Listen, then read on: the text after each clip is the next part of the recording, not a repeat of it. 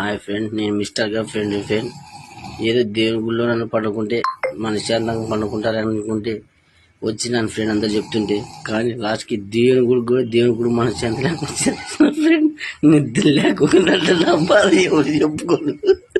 మీరే చూడండి ఫ్రెండ్.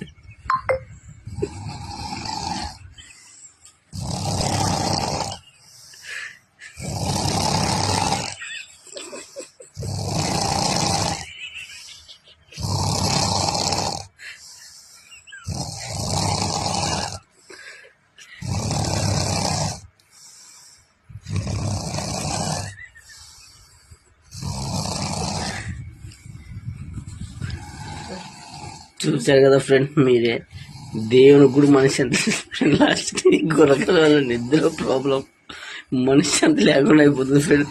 మీరే ఎట్లున్నదో కామెంట్ చేయండి ఫ్రెండ్.